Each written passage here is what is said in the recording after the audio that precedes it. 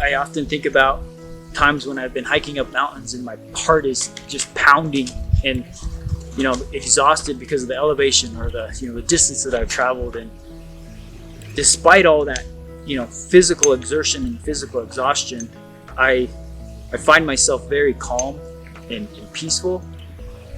I know that hiking is only one activity that can kind of facilitate that. There's many activities that happen on forest where people, they get inspired. Public lands, they inspire. They're there for health and wellness. They're there for many people spiritually. And for me, all of those things happen when I'm on public lands.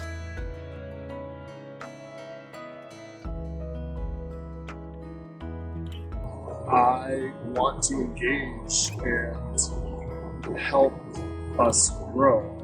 It's obvious it's happening, and I think without being intentional and without getting a lot of people together to hash this out, there could be some threats to, honestly, our way of life. I've got 3 young kids, and I feel like we owe it to the next generation to take care of the natural resources, take care of the recreational experiences that we get to enjoy today so that they can enjoy in the future. Recreation and Balance came out of the Envision Chaffee County program. Envision Chaffee County started in 2017 as a community visioning and planning process. And as part of Envision, citizens identified 4 visions that they had for the future. And one of those visions was the vision of having healthy forest, waters, and wildlife in balance with outdoor recreation. And that imbalance part was a really important piece for everybody. So then out of Envision came this program, Recreation and Balance, focused on achieving that vision. 1, I think it's a voice for Chaffee County. 2, I think it's a place of collaboration for people from different walks of life and the agency partners to come together as we look at stewarding into the future these public lands for people's use and the protection of that. And I think thirdly, it's a place where it's results driven. So my hope for Recreation and Balance is that we can take this incredible vision and commitment by the local community and be able to harness it and support the agencies as they're going to need to make the tough decisions of management and the critical, thoughtful, adaptive decisions to know that they have the community support. So we'll be able to initiate and institute with financial resources and already the tremendous volunteer time that's been given in kind towards this project and stewardship and conservation in our community to continue to be more effective. One of the things that we'd like to explore through this Recreation and Balance efforts is look at what are some opportunities where we can continue to provide that quality recreation experience, whether it's dispersed camping or trail use, but also take into account that there's other activities and other uses that this same landscape is taking.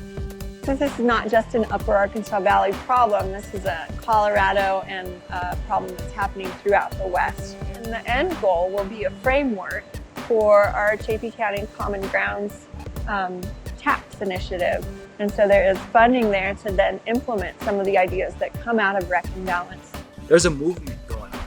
It's a strong movement to help manage our public lands. It's very community driven, and it has to be. I mean, it won't be successful if we don't build consensus around how this works. It's really important to me personally because we chose this to be our home because Chaffee County is almost 80% public lands. That gives us an amazingly huge backyard to play in, but it also has real potential for being damaged by all of our enthusiasm for playing out there. I mean, the challenge of recreation in Chaffee County is that it's growing really fast. It's growing almost 20% a year, which is a phenomenal rate of growth.